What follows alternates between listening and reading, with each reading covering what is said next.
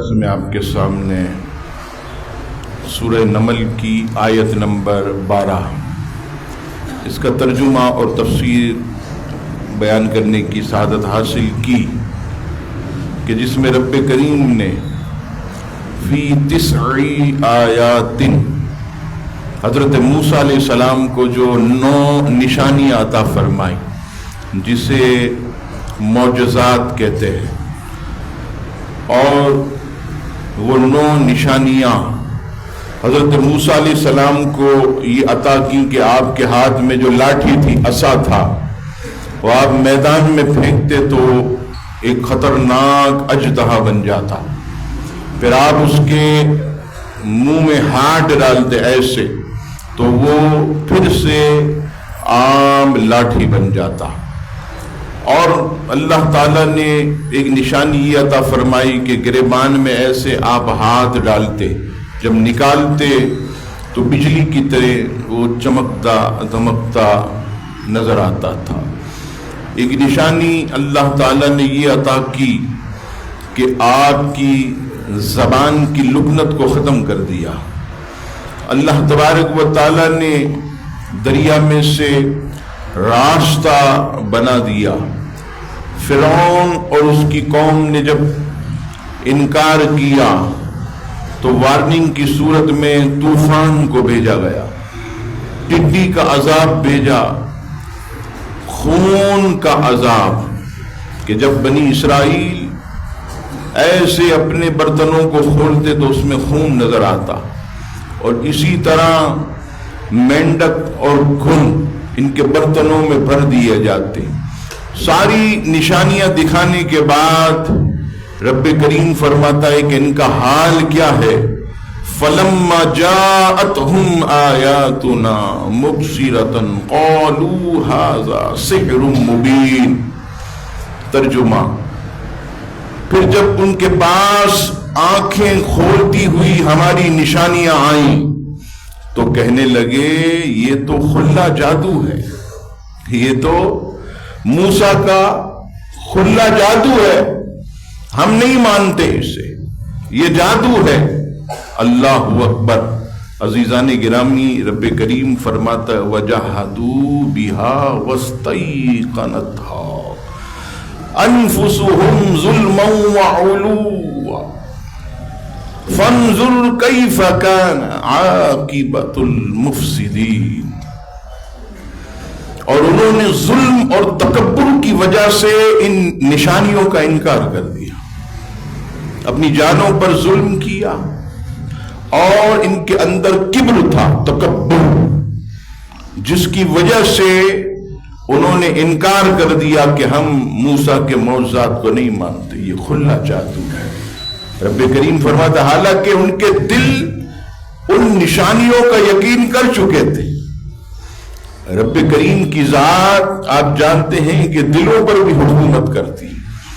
رب کریم فرماتا حالانکہ ان کے دل ان نشانیوں کا یقین کر چکے تھے، تو دیکھو فساد کرنے والوں کا انجام کیسا ہوا کہ ہم نے دریائے نیل کے قریب جب فرعون اور اس کا لشکر آیا تو ان سب کو جو ہے لشکر سمیت دریا کے اندر غرق کر دیا، اور قیامت تک فرعون خبیث کو نشان عبرت بنا دیا۔ رب کریم کی ذات پہلے وارننگ دیتی ہے، نبیوں کو بھیجتی ہے، نشانیاں دکھاتی ہے، تاکہ کوئی یہ نہ کہے کہ ہمیں تو پتہ ہی نہیں ہے۔ عزیزان گرامی، اللہ تبارک و تعالی کبھی بھی کسی قوم پر ایسے عذاب نازل نہیں کرتا، پہلے انہیں ڈراتا ہے، پھر جب وہ باز آ جائیں تو رب کریم جو ہے رحم و کرم فرما دیتا، وہ اللہ تبارک و تعالیٰ کی طرف رجوع کر لے تو رب کریم ان کو معاف کر دیتا۔ پھر آگے سورہ نمل کی آیت نمبر 15 میں اللہ تعالیٰ نے حضرت داؤد اور حضرت سلیمان کا ذکر کیا۔ ارشاد باری تعالیٰ ہوا وَلَقَدْ آتَيْنَا دَاؤُودَ وَسُلَيْمَانَ عِلْمًا۔ وقال الحمد لله الذي فضلنا على كثير من عباده المؤمنين. ترجمہ: اور بے شک ہم نے داؤد اور سلیمان کو بڑا علم عطا فرمایا. اور دونوں نے کہا، یہ دیکھیے شکر کیسا ادا کر رہے ہیں. رب کریم ان کا ذکر قرآن میں فرماتا ہے کہ دونوں نے کہا تمام تعریفیں اس اللہ کے لیے ہیں جس نے ہمیں اپنے بہت سے ایمان والے بندوں پر فضیلت بخشی. اس سے پتہ چلا کہ نعمتیں ملنے پر اللہ کا شکر ادا کرنا یہ انبیاء کی سنت ہے. حضرات انبیاء رب کریم انہیں کوئی نعمت عطا کرتا تو وہ اللہ کی نعمت پر شکر ادا کرتے. آج آپ بتائیے، اتنا بڑا ملک ہند اور اتنا سا پاکستان، 4 حصے کیے جائیں ہند کے تو بھی ایک پاکستان نہیں بنتا. نہ جانے کتنے 75-80 صوبے، اور یہاں صرف 4 سے 5 صوبے. لیکن آپ دیکھیے اللہ تعالیٰ نے کتنا کرم کیا کہ رب کریم نے مسلمانوں کا رعب و دبدبہ ان پر طاری کر دیا. اب آپ بتائیے ہم نے کتنا شکر ادا کیا. ہم میں سے کون ہے کہ جس نے 2 رکعت نماز نفل پڑھی کہ مولا تیرا کرم ہے کہ اتنی بڑی طاقت کے سامنے تو نے ہمیں ایسے تبڑا کر کے کھڑا کیا؟ کون ہے؟ میں بھی پوچھوں، آپ بھی اپنے آپ سے پوچھیں کہ ہم نے اس پر شکر کیا کیا؟ بھائی ہونا تو یہ چاہیے کہ ہر گلی میں، سڑک پر اجتماعی شکرانے کے نماز اور نوافل ادا کرتے کہ مولا تیرا کرم ہے کہ تو نے ایسی ہمارے ملک کو عزت عطا کی ہے. لیکن افسوس، اور یہ دیکھیے اسی لیے نعمتیں کم ہوتی ہیں. بلم بن باورا تفسیر روح البیان، تفسیر روح المانی میں نے پڑھا، میری تو عقل جو ہے وہ کام نہیں کر رہی کہ بلم بن باورا بنی اسرائیل کے اللہ کے ولیوں میں سے، اور مقام کتنا بلند کہ زمین پر بیٹھ کر عرش پر لکھی ہوئی عبارتیں یہاں بیٹھ کر پڑھ لیتا تھا. لیکن کیا ہوا؟ رب کریم نے اسے کفر کی موت عطا کی. حضرت موسیٰ علیہ السلام کے خلاف اس نے دعا کی، تباہ ہوا، برباد ہوا. تو حضرات انبیاء پوچھنے لگے، اے مالک و مولا، اے رب ذوالجلال، یہ آخر بلم بن باورا اتنی بڑی ولایت کی منزل کو پہنچ چکا تھا تو پھر اسے کفر کی جو موت کیسے ملی؟ رب کریم فرماتا ہے، اے میرے پیارے نبیوں، میں نے بلم بن باورا کو ہر عزت دی، ہر بلندی دی، ہر رفتوں سے اسے نوازا، نعمتیں دی، لیکن کبھی اس نے میری ایک نعمت کا بھی شکر ادا نہیں کیا. اس کا وبال یہ آیا کہ اسے ہم نے کفر کی موت عطا کی. یہ شکر کی دولت بہت بڑی. یہاں دیکھیے حضرت داؤد، حضرت سلیمان علیہ السلام کے بارے میں رب فرماتا ہے کہ جب ہم نے انہیں علم عطا کیا تو کہنے لگے وقال الحمد للہ الذی، یہ تو ہمارے رب کی طرف سے ہے. رات دن ہم کھاتے ہیں اللہ کا، کون شکر ادا کرتا؟ پوچھے، ارے مولانا صاحب کام دھندے نہیں. یا تو مجھے افسوس ہوتا ہے، کیا حال ہے؟ ٹھیک ہے. ہاں مولانا صاحب دال روٹی چل رہی ہے، آرام خور ابھی مرغی کھا کے آیا ہے گھر سے، اور ہمیں بولتا ہے دال روٹی چل رہی ہے، دال دلیا. میں نے کہا شرم کر، اللہ کی نعمتیں کھا کر صاف جھوٹ بولتا. دال دلیا چل، ابھی مرغی کھا کے آیا ہے، تگڑی ہے. اللہ کا شکر ادا نہیں.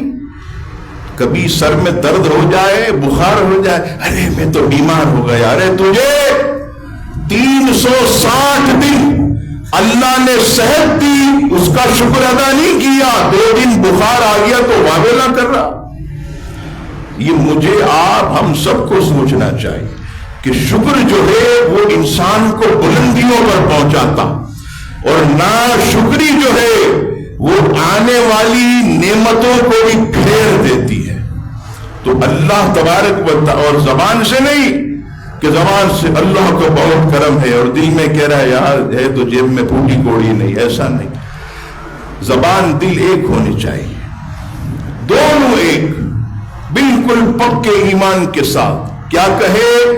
الحمدللہ الذی علی کل حال، الحمدللہ رب العالمین علی کل حال۔ پھر اللہ نے کیسے نوازا داؤد علیہ السلام کو، دیکھیے شکر کا بدلہ۔ ابھی بالکل چھوٹی عمر ہے داؤد علیہ السلام کی، اور اس وقت ایک بہت خطرناک لشکر جسے امام خازن رحمت اللہ علیہ نے تفسیر خازن میں تفصیل سے بیان کیا۔ آپ فرماتے وہ لشکر کس کا تھا؟ وہ لشکر تھا جالوت۔ یہ جالوت اللہ وہ اتنا لمبا چوڑا، اچھا اس کے سارے لشکری بھی اتنے لمبے چوڑے، اتنے لین شین، اتنا خطرناک لشکر۔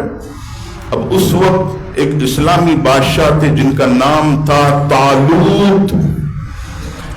طالوت نے اس وقت کے نبی حضرت شمویل علیہ السلام ان سے عرض کیا کہ آپ اللہ کے نبی ہیں، دعا کریں ورنہ اس جالوت کے لشکر سے ہم لڑ نہیں سکتے، اتنا لمبے چوڑے، دو منزل کے، اور تگڑے موٹے، لڑے گا کون اس سے؟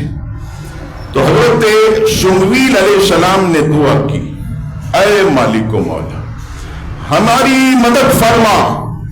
رب کریم نے فرمایا، اے شمویل ایک داؤد ہے جو تمہاری مدد کر سکتا ہے۔ داؤد ہمارا خاص بنتا، خاص سرزمین پر، وہ تمہاری مدد کر سکتا۔ حضرت داؤد علیہ السلام کے والد تھے حضرت عیسیٰ، عین سے نہیں الف سے، حضرت عیسیٰ۔ حضرت عیسیٰ کے کئی بیٹے تھے، داؤد علیہ السلام ان میں سب سے چھوٹے ہیں، سب سے چھوٹے۔ اچھا بیمار بھی رہتے تھے، ایسے بیمار کہ رنگ پیلا، امام خازن لکھتے رنگ پیلا تھا، لیکن اللہ کا حکم تھا داؤد کو بلاؤ وہ لڑے گا۔ حضرت شمویل علیہ السلام گئے اور حضرت داؤد علیہ السلام کے پاس، اچھا ابھی تک حضرت داؤد کو نبوت نہیں ملی، نبوت اللہ نے عطا نہیں کی۔ حضرت شمویل علیہ السلام گئے اور کہا میرے اللہ کا حکم ہے کہ فتح و نصرت لکھی ہے تو آپ کے ہاتھ میں لکھی ہے، چلیے۔ حضرت داؤد علیہ السلام بالکل چھوٹے، بیماری کی حالت میں، آج کل کی زبان میں اسے گلیر کہا جاتا ہے، جس کو گوپھن کہتے ہیں، گوپھن، ایسے رسی میں پتھر ڈال کر سامنے والے کو زور سے مارنا۔ اب بندوقیں تو تھی نہیں، تلواریں بھی اتنی زیادہ اس زمانے میں تھی نہیں۔ حضرت داؤد علیہ السلام یہ گوپھن کے ماہر تھے، ایسے اپنی رسی اٹھائی اور پتھر اپنے ساتھ لے لیے، ایسے پتھر میں آپ نے نشانہ بانا، جیسے ہی یہ جالوت جو ہے لمبا چوڑا اور اس کا لشکر آیا، حضرت داؤد علیہ السلام بھی اپنا لشکر لائے اور ایسے رسی میں پتھر باندھ کر نشانہ بنا کر جالوت علیہ السلام، یہ تو آپ جانتے ہیں کہ بہت ہی عظیم تھے، اللہ اکبر، حضرت طالوت علیہ السلام یہ بادشاہ تھے۔ اب جالوت جیسے آیا، یہ یاد رکھیے گا ملتے جلتے نام ہے، گڑبڑ نہ ہو، یہ جالوت یہ شریر لشکر تھا۔ جالوت جیسے سامنے آیا، داؤد علیہ السلام نے ایسے، اچھا یہاں پر ایک مزے کی بات آپ کو عرض کروں، حضرت طالوت نے ایک بہت بہترین آفر رکھی تھی۔ وہ آفر کیا تھی؟ وہ یہ تھی کہ جو جالوت اور اس کے لشکر کو شکست دے گا، میں اپنی بیٹی کا نکاح اس سے کرواؤں گا اور اپنی آدھی حکومت اسے دے دوں گا۔ یہ حضرت طالوت جو بادشاہ تھے اس وقت، انہوں نے اعلان کر دیا۔ اب حضرت داؤد علیہ السلام بڑے، ایسے رسی میں پتھر ڈال کر نشانہ بنایا اس کی پیشانی کا، زور سے اس کے سر پر اتنا تیز مارا، یہ پتھر یہاں پر لگا، سر کے ٹکڑے کر دیے، اور اس طرح جو ہے وہ جالوت ہلاک ہو گیا۔ اس کی لاش کو گھسیٹ کر داؤد علیہ السلام اللہ اکبر طالوت کے پاس لاتے ہیں اور کہتے ہیں کہ یہ دیکھیے ہم نے اس کو قتل کر دیا ہے، یہ اسلام کا دین کا دشمن۔ حضرت طالوت بڑے خوش ہوئے کہ آج جالوت جو ہے وہ تباہ ہو گیا۔ وعدے کے مطابق اس نے اپنی بیٹی کا نکاح حضرت داؤد سے کر دیا اور آدھی حکومت ان کو دے دی۔ بعد میں کیا ہوا؟ حضرت طالوت جو تھے یہ بیمار ہو گئے، اور بیمار کے بعد جب ان کا انتقال ہوا تو یوں اللہ تعالیٰ نے اپنے کرم سے داؤد علیہ السلام کو پورے ملک کی حکومت عطا فرمائی۔ یہ دیکھیے شکر کا بدلہ ہے، یہ شکر کا بدلہ، بیٹی بھی عطا کی اور پوری سلطنت جتنی ملکیت تھی سب حضرت داؤد علیہ السلام کے کنٹرول میں آ گئی۔ حضرت داؤد علیہ السلام بہت ہی زبردست اللہ سے ڈرنے والے نیک انسان۔ جب آپ بادشاہ بنے تو ایسا نہیں کہ آرام سے محل میں بیٹھ گئے، ٹھنڈی ٹھنڈی ہوائیں کھانے لگے، نہیں، آپ رات کے وقت نکلتے تھے۔ جب رات ہوتی تو آپ نکلتے اور لوگوں کو پوچھتے کوئی پریشانی ہے، یعنی لباس بدل کر، کوئی پہچانتا نہیں کہ یہ حضرت داؤد علیہ السلام بادشاہ، لباس بدل کے نکلتے۔ تمہیں کوئی چیز ضرورت ہے؟ پھر کیا کرتے؟ نکلنے والوں سے پوچھتے کہ یہ جو بادشاہ ہے تمہارا داؤد یہ کیسا ہے؟ تو لوگ کہتے بہت نیک آدمی، حضرت داؤد بہت اچھے آدمی، بہت اللہ سے ڈرنے والے بادشاہ۔ اتنے میں کیا ہوا کہ اللہ تعالیٰ نے ایک فرشتے کو بھیجا انسانی صورت میں۔ حضرت داؤد علیہ السلام اسے پہچان نہیں سکے، وہ آیا، حضرت داؤد علیہ السلام سمجھے یہ انسان ہے، اس سے پوچھا کہ داؤد کیسا آدمی ہے؟ تو جو فرشتہ انسان کی صورت میں آیا تھا وہ کہنے لگا آدمی تو بہت نیک ہے، آدمی بہت نیک ہے، لیکن ایک خصلت ہے۔ کہ کون سی خصلت؟ کا خصلت یہ ہے کہ اپنا اور گھر والوں کا گزارا بیت المال میں سے کرتا، یعنی اپنا خرچہ اور گھر والوں کا خرچہ یہ سارے پیسے لیتا ہے بیت المال میں سے، خود حلال نہیں کماتا، خود جو ہے حلال نہیں کماتا۔ یہ دیکھیے حلال کی کتنی برکت اور کتنی جو ہے وہ انبیاء کو دیکھیے ترغیب دی جا رہی۔ حلال کے لیے محنت نہیں کرتا، بیت المال میں سے اپنے لیے اور اپنے گھر والوں کے لیے پیسے اٹھاتا۔ اب حضرت داؤد علیہ السلام کو یہ بات دل پر لگ گئی کہ نہیں مولا، آج سے بیت المال کا پیسہ نہیں چاہیے، میں محنت کروں گا۔ رب کریم سے دعا کی، اللہ تعالیٰ اپنے پیاروں کی دعاؤں کو کہاں ٹالتا۔ رب کریم فرماتا داؤد ہم تمہیں ایک بہترین معجزہ دیتے۔ مولا کون سا؟ بولا معجزہ یہ ہے کہ سخت سے سخت لوہا، لوہا آپ جانتے ہیں، سخت سے سخت لوہا اے داؤد جب تم اپنے ہاتھ میں رکھو گے تو وہ پگھلنا شروع ہو جائے گا، وہ پگھلنا شروع۔ حضرت داؤد علیہ السلام کا یہ معجزہ تھا کہ سخت سے سخت جو لوہا ہوتا جب آپ کے مبارک ہاتھ میں آتا تو پگھلنا شروع ہوتا، پھر آپ یہ جب پگھلتا تو آپ اس کی زرہیں بناتے تھے، زرہیں بناتے اپنے ہاتھ سے، اور 40 درہم کی بازار میں آپ روزانہ بیچتے اور جو پیسے آتے اس سے اپنا خرچہ بھی چلاتے، گھر والوں کو بھی کھلاتے اور اللہ کی راہ میں خیرات بھی کرتے۔ حلال کی کتنی برکت ہے۔ اللہ کے نبی کو بھی رب کریم نے یہ ترغیب دلائی کہ بیٹھے بیٹھے نہیں کھانا ہے، محنت کرنی ہے۔ حلال کمائی کے لیے مشقت کرنی ہے. اسی لیے حضرت داؤد علیہ السلام جو ہے عزیزان گرامی، آپ لوہے کو پگھال کر اس کے بعد اس کی زرہیں بناتے، بازار میں بیچتے، جو پیسہ آتا اپنے اوپر، اپنی اولاد پر، گھر والوں پر اور اللہ کی راہ میں جو ہے وہ خرچ کیا کرتے، اور حلال طیب روزی جو ہے وہ آپ کماتے. دوسرا معاوضہ اللہ نے آپ کو کیا دیا. عزیزان گرامی، وقت جو ہے یہ ہمارا ختم ہو چکا ہے، تو آئندہ میں آپ کی خدمت میں انشاءاللہ حضرت داؤد علیہ السلام کا دوسرا معاوضہ، اور پھر آپ نے کیسے اس بادشاہت کو چلایا اور اللہ تعالیٰ نے آپ کو نبوت اور حکومت سے کیسے نوازا، انشاءاللہ تعالیٰ آئندہ اس کا بیان ہوگا. رب کریم سے دعا ہے رب کریم ہم سب کو قرآن مجید فرقان حمید کا فیضان عطا فرمائے، اور اپنے کرم سے، اپنی رحمت سے ہمیں قرآن مجید فرقان حمید کی تلاوت اور سمجھنے کی توفیق عطا فرمائے. آمین. وما علینا الا البلاغ المبین. اللہم صلی علی